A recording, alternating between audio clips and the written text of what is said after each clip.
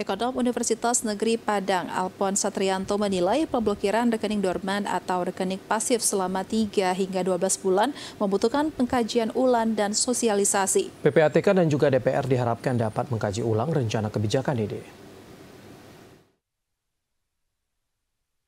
Pasca pemberlakuan kebijakan dari Pusat Pelaporan dan Analisis Transaksi Keuangan atau PPATK yang akan memblokir atau menghentikan sementara transaksi untuk rekening pasif atau rekening dorman milik masyarakat, pengamat ekonomi sekaligus akademisi Universitas Negeri Padang menanggapi bahwa pemblokiran rekening dorman tersebut memerlukan kajian terlebih dahulu.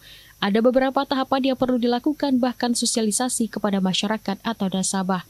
Berdasarkan informasi yang disampaikan, PPATK harus menambahkan beberapa syarat saat rekening akan diblokir. Perlu adanya indikasi terlebih dahulu sebelum akhirnya PPATK dapat memblokir rekening pasif tersebut.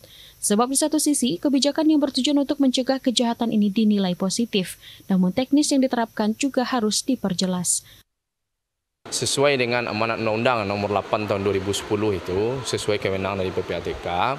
Namun yang perlu saya soroti di sini adalah bagaimana harusnya sosialisasi ini sampai ke masyarakat, di mana waktu kita membuka rekening, informasi ini tidak tersampaikan dengan baik. Nah, begitu juga yang banyak dirasakan oleh masyarakat yang saya dengar, gitu ya.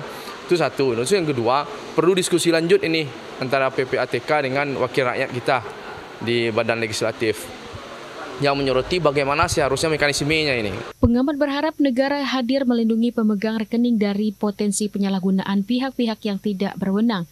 PPATK dan Dewan Perwakilan Rakyat dapat mengkaji ulang dan pemblokiran hanya dilakukan kepada rekening yang memang terindikasi melakukan tindakan kriminal.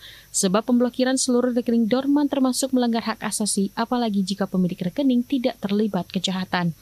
Afrin Nurzakia, Joni Bakri, TVRI Sumatera Barat.